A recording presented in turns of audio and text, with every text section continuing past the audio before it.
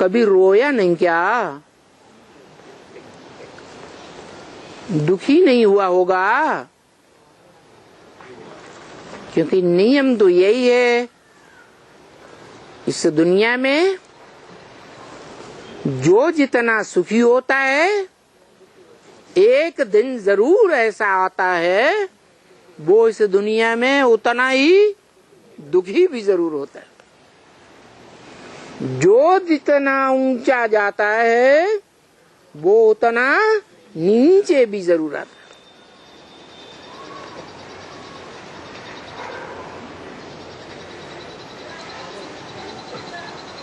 कोई 6-8 फीट की high jump लगा सकता है तो 8 फीट नीचे भी आएगा या नहीं आएगा?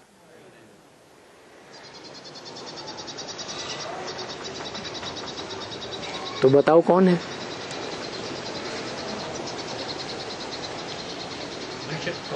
हैं? मनुष्य सृष्टि का बाप तो बताया प्रजापिता। 500-700 करोड़ इस सृष्टि की मनुष्य रूपी प्रजा और 500-700 करोड़ का बीज बाप प्रजापिता।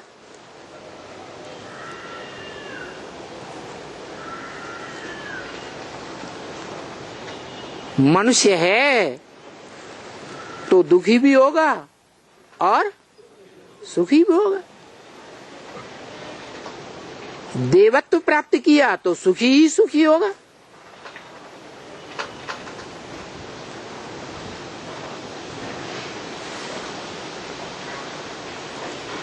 तो फिर कौन है? हैं? शंकर। शंकर याद में बैठा है। याद करना अपने से ऊंचे को याद किया जाता है या नीचे को याद किया जाता है? तो क्या साबित होता है? शंकर जिसको याद करता है घड़ी घड़ी याद में बैठ जाता है। तो जिसकी याद में बैठता है जरूर उसको इस संसार में सबसे जास्ती जिसने सुखी किया है या सुख का रास्ता बताया है उसी को याद करता होगा। नहीं है? इच्छा होती है, सुख की इच्छा होती है तो ही याद करता है। तो कौन है? शिव बाप। हाँ, क्योंकि थ्योरी को जानने वाला और प्रैक्टिकल को भी जानने वाला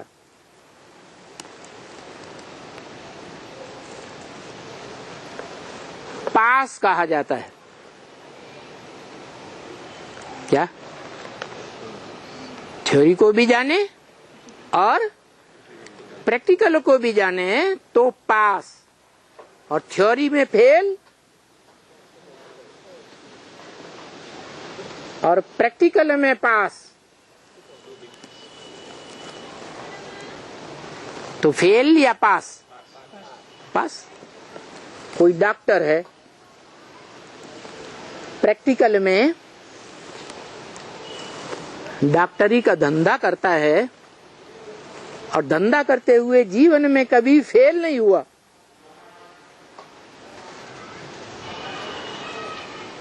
कोई भी सफा लेने वाले मरीज को मार नहीं दिया, स्वस्थ कर दिया। तो सारी दुनिया उसे अच्छा डॉक्टर कहेगी, पास करेगी डॉक्टरी में या फेल करेगी? पास करेगी। और अगर प्रैक्टिकल में फेल हो जाए और थ्योरी में प्रकांड विद्वान हो तो क्या कहा जाएगा? फेल। किसी ने बड़े अच्छे नंबरों से वकालत पास कर ली,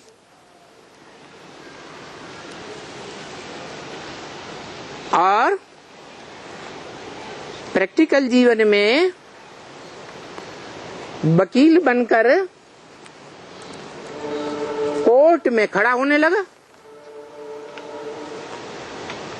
और जीवन में 4 आने 10 आने रुपया 2 रुपया 4 रुपया नहीं कमा सकता। ऐसे भी वकील होते हैं या नहीं होते हैं? तो प्रैक्टिकल में फेल या पास है? फेल। तो अब बताओ,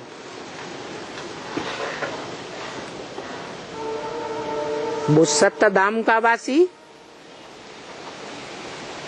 जो त्रिकालदर्शी है,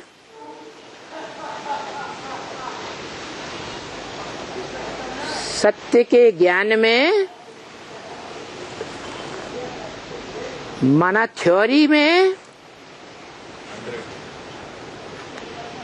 100% तो क्या अखूट ज्ञान का भंडार, जिसमें से सारा भंडार कोई निकाल ले तो भी पूरा का पूरा बचता है। तो वो प्रैक्टिकल कहा जाए या नहीं कहा जाए? है? प्रैक्टिकल नहीं कहा जाएगा। इसलिए वो जब इस 60 रूपी रंगमंच पर आता है तो स्वयं बोलता है वेदवाणी में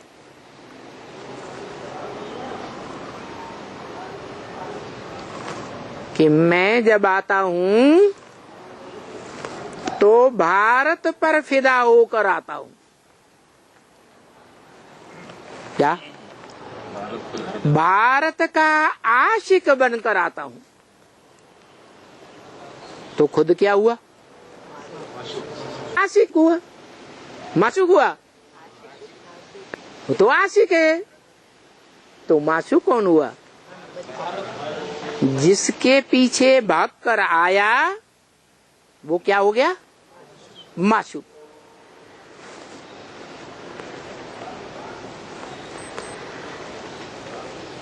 जो जिसके पीछे भागता है कुछ प्राप्ति के लिए भागता है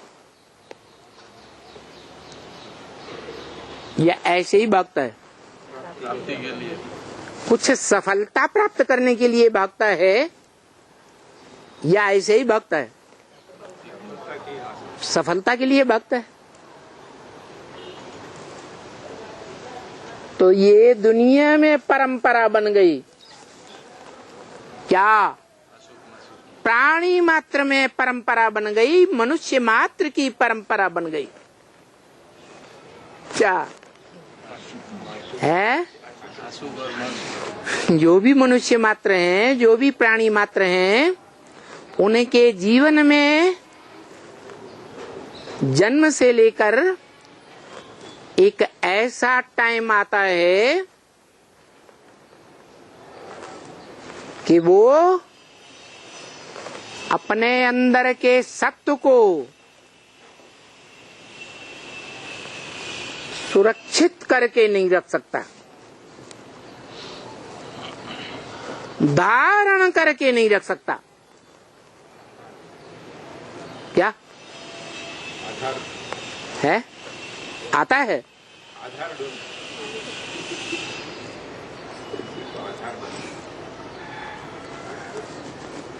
ऐसा एक टाइम हर प्राणी, हर मनुष्य मात्र के जीवन में आता है कि जन्म से लेकर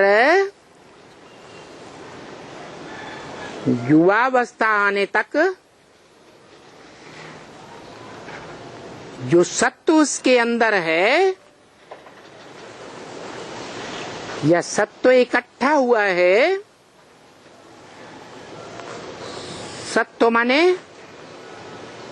सबसे बड़ी शक्ति का सार, उसको वो स्वयं जीवन में धारण नहीं कर सकता। तब क्या करता है?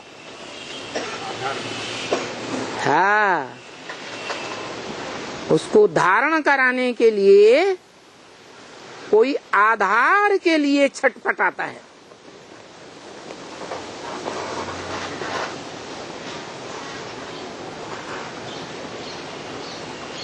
और कौन छटपटाता है? पुरुष छटपटाता है या स्त्री छटपटाती है? पुरुष छटपटाता है। चाहे वो देवता हो, चाहे वो मनुष्य हो, और चाहे वो राक्षस हो, चाहे वो पशु हो, पक्षी हो, कीटाणु हो,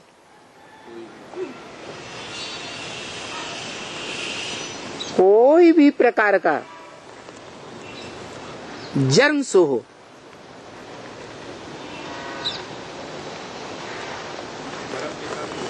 है परमपिता भी वही। वो तो स्वयं ही गीता में बोलता है। क्या?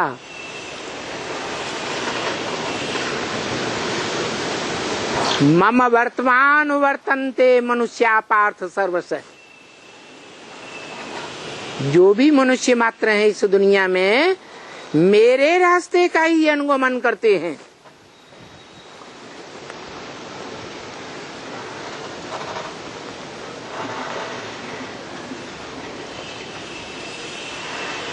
जो मैंने रास्ता दिखाया है उसी रास्ते का सब अनुगमन करते हैं, फॉलो करते हैं।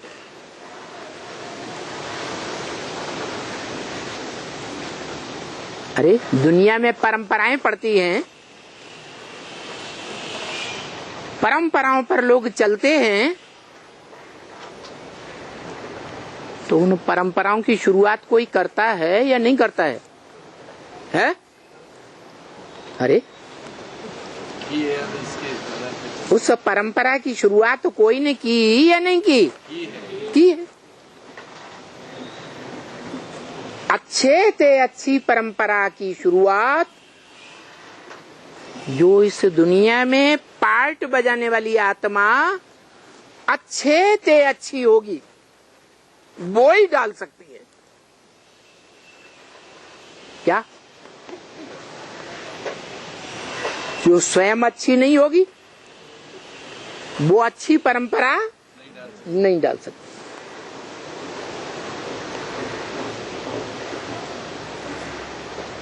तो अच्छे से अच्छी पार्ट बजाने वाली आत्मा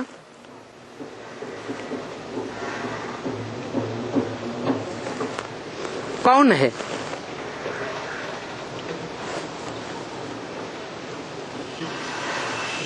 कोई है या नहीं है? कौन? हीरो पार्टदारी नहीं। शिव बाप रहे। हीरो कभी जीरो बनता है या नहीं बनता है?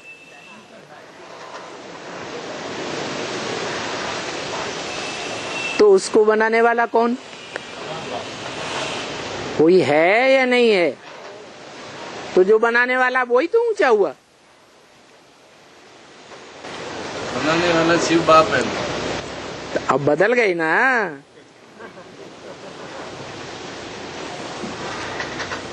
बार बार भूल क्यों जाते हैं? वो बार बार ये बात सिखाता है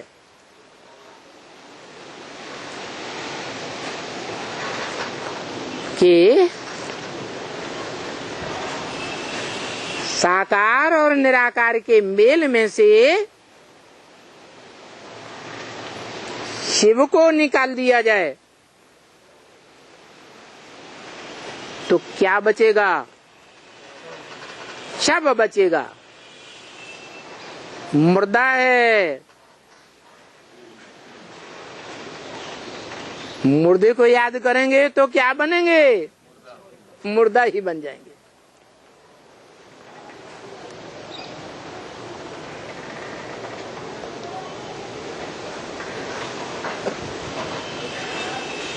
तो सवाल है,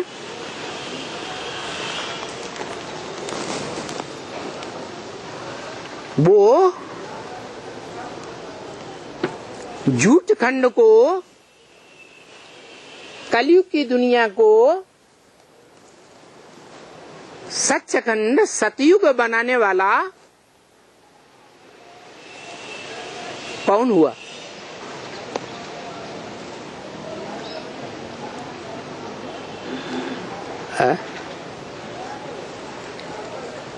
अरे कोई प्रैक्टिकल में होता है या नहीं होता है? प्रैक्टिकल में हीरो पार्टनर कैसे होता है? शिव बाप जिसमें प्रवेश करते हैं उसके द्वारा ही प्रैक्टिकल पार्ट चलता है। शिव बाप तो कहते हैं मैं जिसमें प्रवेश करता हूँ उसका नाम ब्रह्मा रखता हूँ। लेकिन साथ में ये भी कहा मैं टेम्परेरी उसमें नहीं, मेरा परमानेंट है वही मैं।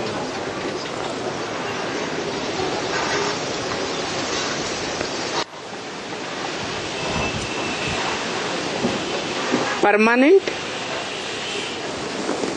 किसे कहा जाए?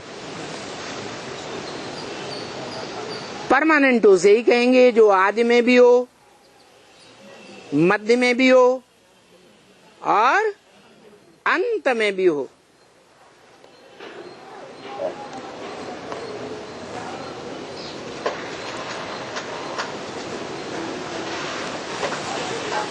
तो कौन है?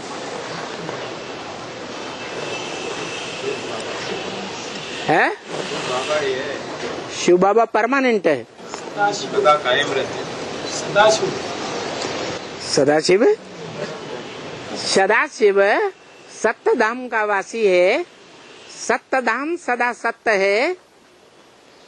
या जो झूठ धाम बनता है वो भी सत्य है और झूठ धाम का वासी भी सदा सत्य है। हैं? धाम में तो झूठे ही रहते। फिर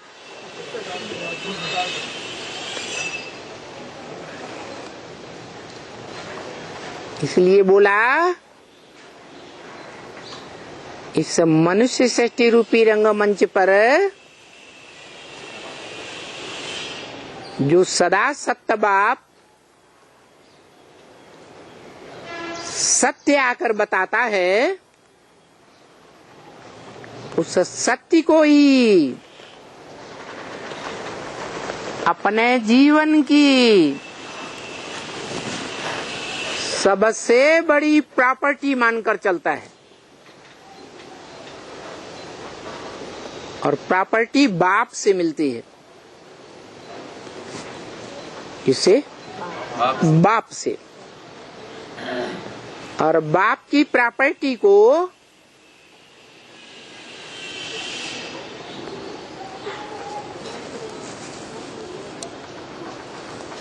धारण करने वाला हिस्ट्री में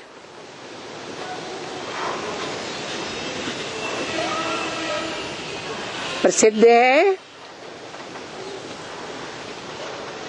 खास भारत में और आम दुनिया में भी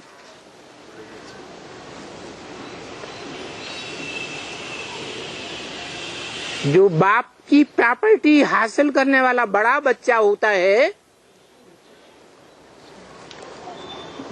वो बाप की सारी प्रॉपर्टी हड़प करता है।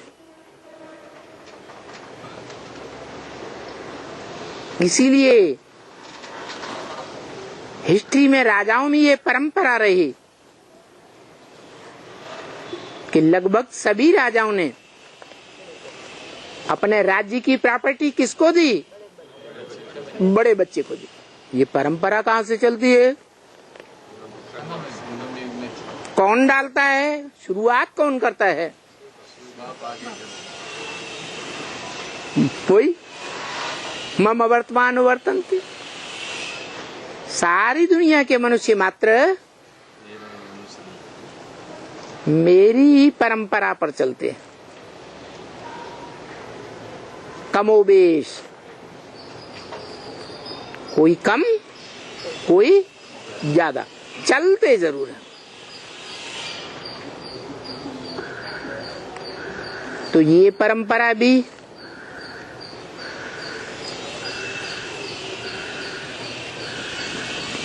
जिसे महेश्वर कहा जाता है,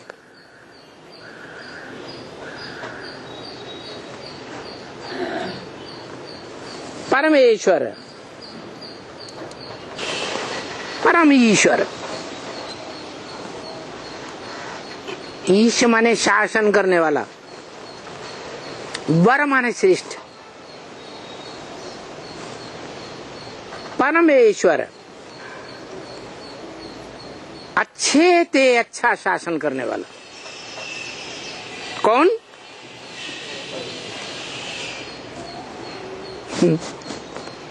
अरे 80 साल हो गए ज्ञान लेते लेते, इस बात को तो जवाब देना चाहिए तुरंत। परमेश्वर कौन हुआ? अगर कहें नारायण, तो शास्त्रों में तो गाया हुआ है, नर को नारायण बनाने वाला कौन है? तो शासन करते नहीं ना, है? वो शासन करते नहीं है खुद। कौन? ना आपने नारायण का नाम लिया, परमेश्वर। बनाने वाला नारायण को बनाने वाला कौन? तो नारायण परमेश्वर हुआ या बनाने वाला परमेश्वर हुआ? कैसे बनाता है? खुद तो बनता नहीं। अरे कोई बाप हो, खुद धनवान न हो,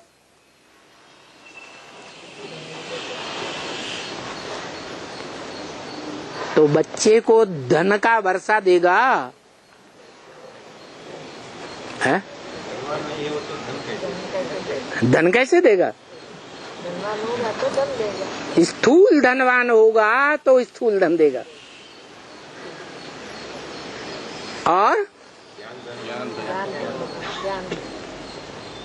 निराकार आत्माओं का बाप निराकारी, जो आत्मा शिव कही जाती है, वो निराकार ज्ञान देगा। निराकारी प्रॉपर्टी ज्ञान की देगा। तो ज्ञान की निराकारी प्रॉपर्टी से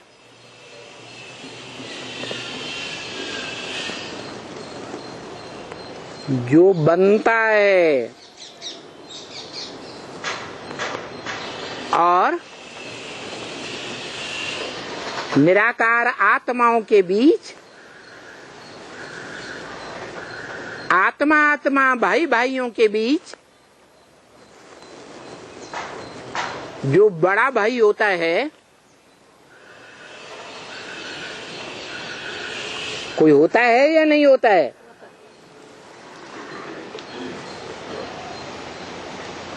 और बड़ा भाई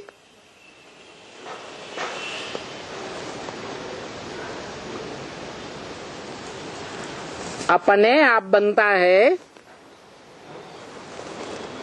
या कोई बनाता है? हैं? बाप बनाता है।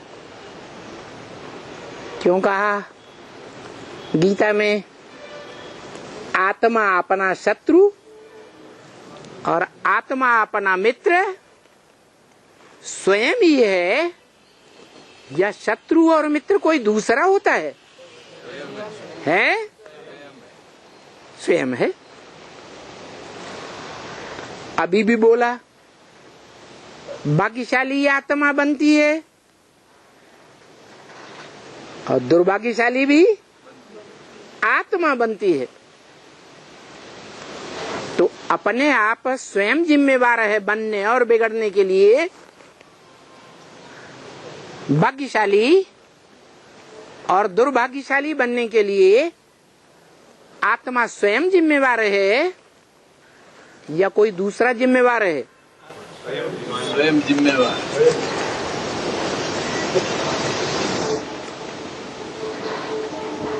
स्वयं ही जिम्मेवार है। इसलिए बाप की प्रॉपर्टी ग्रहण करने में जो बच्चा बड़े से बड़ा जिम्मेवार बनता है, प्रॉपर्टी संभालने में जिम्मेवार बनता है और प्रॉपर्टी को बढ़ाता है या खलास कर देता है, वो जिम्मेवार बच्चा बढ़ाने वाला।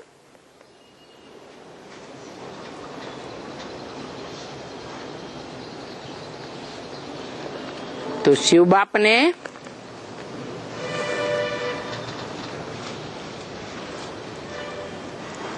आते ही इस सृष्टि रूपी रंगमंच पर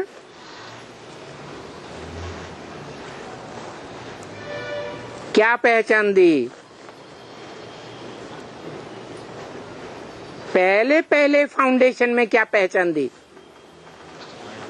है? हाँ, कि तुम देह नहीं हो, इतना बड़ा दुम्ब नहीं हो, तुम तो इस देह में रहने वाला अति सूक्ष्म बीज हो।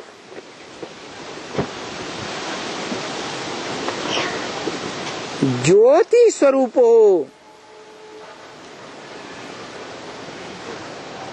जिस ज्योति रूपी बीज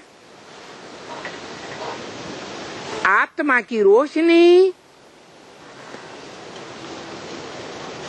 ज्ञानेंद्रियों में सबसे श्रेष्ठ है। कौन सी इंद्रिय? आंखों से निकलती है। जब आत्मा शरीर से निकल जाती है तो आंखें निर्जीव दिखाई देती है। इससे साबित होता है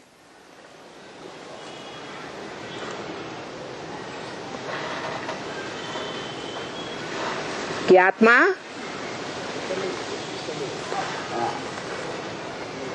प्रकाशमय है, ज्योतिर्मय है या ज्योतिहीन है? ज्योतिर्मय है। एक तो अति सूक्ष्म बिंदु है, दूसरा ज्योतिर्मय बिंदु है, और तीसरी बात, राजा अपने राज्य में ऊंची गद्दी पर बैठेगा या नीचे बैठेगा? तो ये आत्मा राजा है और ये शरीर, इंद्रियां सब प्रजा है। तो शरीर में जो उत्तम अंग कहा जाता है, कैसा अंग? उत्तम ते उत्तम अंग। और उस उत्तम अंग में भी जो भ्रकुटी कही जाती है, क्या नाम दिया? बड़ी पूरी कुटी। क्या? कुटी, कुटिया।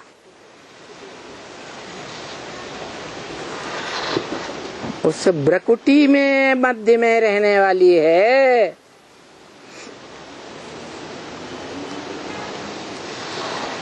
जिसकी यादगार आज भी भारत में माताएं भ्रकुटी में है, टीका नहीं, टीका पुरुष लगाते, बिंदु बिंदी लगाती हैं।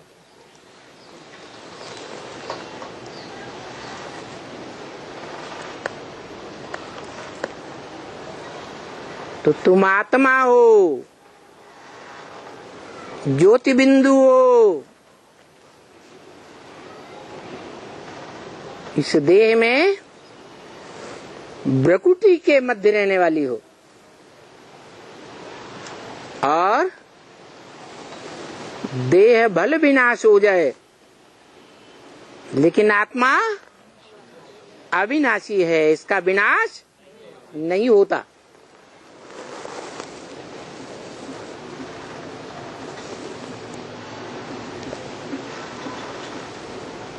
ठीक, आत्मा ज्योति बिंदु है। बिंदु जितना छोटा बनाओ उतना छोटा होता जाएगा।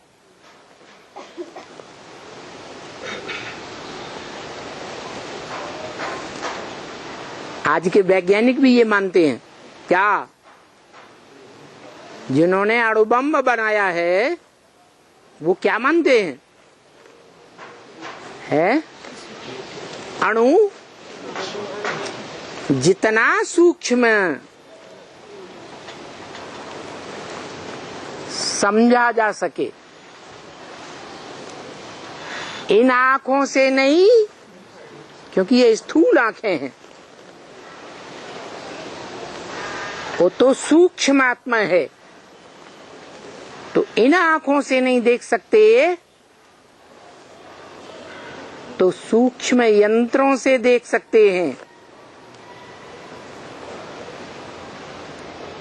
परंतु यंत्र भी तो कितने भी छोटे हों, स्थूल होंगे या देखने योग्य नहीं होंगे, है स्थूल होंगे। इससे साबित होता है कि ये आत्मा इतनी